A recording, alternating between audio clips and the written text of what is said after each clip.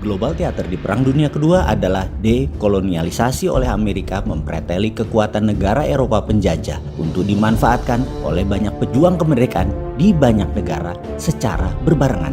Itu kalau dilihat dari sisi teater dunia. Untuk itu, jika ada pemimpin nasionalis dan visioner yang menjadi pemimpin dan berani bertindak untuk mengambil untung dari konstelasi global untuk tindakan lokal, maka bebaslah sebuah wilayah menjadi merdeka dan berdaulat. Itulah founding father bangsa Indonesia, para pejuang kemerdekaan yang mengambil momen di mana negara-negara banyak yang berantakan karena Perang Dunia Kedua sedang diacak-acak oleh Amerika untuk Indonesia menyatakan kebebasannya dari negara penjajah. Kita berkali-kali mengatakan bahwa sejak tahun 1904 Amerika memang ingin menguasai dunia, di mana kesempatan itu akhirnya didapat oleh Amerika di tahun 1944 dengan penandatanganan Fakta Bretton Woods. Amerika mengambil alih dunia yang salah satu caranya adalah memiskinkan Eropa dengan mengatasnamakan human right. Negara-negara jajahan mereka dimerdekakan dan itu namanya dekolonialisasi.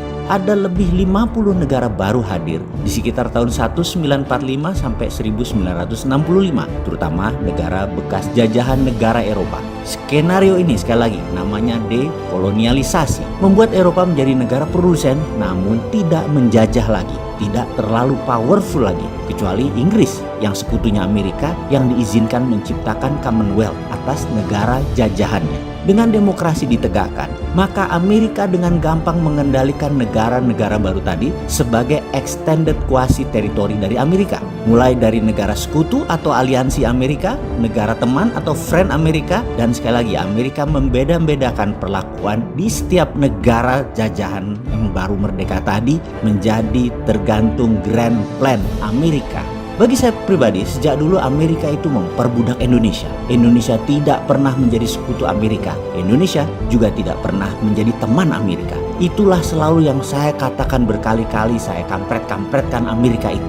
Kita lanjut. Kemudian di tahun 2013, dunia punya calon penguasa baru yang namanya Tiongkok. Strateginya sama seperti Amerika yang pakai IMF. Negara dihutangin, negara dipinjemin uang. Kalau Tiongkok, negara dipinjemi dan dibiayai proyek. Semuanya sama. Amerika dan Tiongkok, dua-duanya jahat karena niatnya menjebak dengan pinjaman. Orang kalau dijebak hutang, perawan anaknya pun bisa digadaikan seperti kepada Datuk Maringgi. Awalnya sang Datuk Maringgi baik-baik datangnya. Lalu melihat kemolekan dan kecantikan Siti Nurbaya. Alamak, cantik nian ini cewek. Syahwatnya naik, hasratnya menyala, maka gelontoran materi mulai dialirkan ke sang ayah bunda.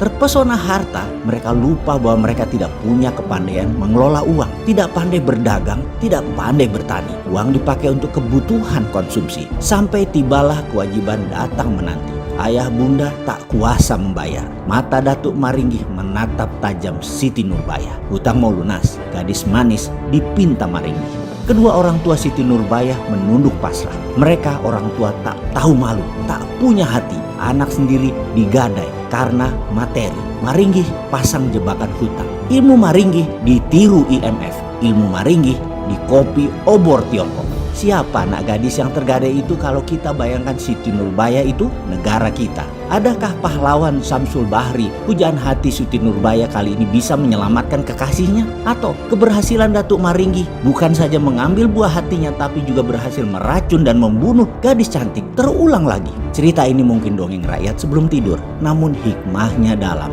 Datuk Maringgi di ujung cerita dibunuh oleh Belanda dalam sebuah keributan di daerahnya.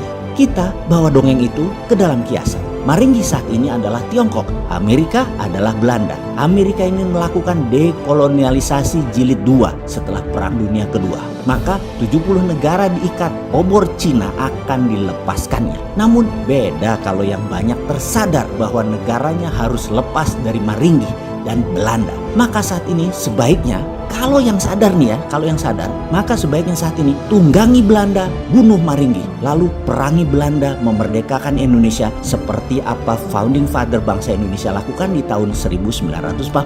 Sayangnya sekarang banyak pejabat yang belum sadar siapa Datuk Maringgi itu dan belum punya strategi bagaimana menggunakan kekuatan Belanda untuk tebas Maringgi, lalu bersama rakyat usir Belandanya. Semoga paham.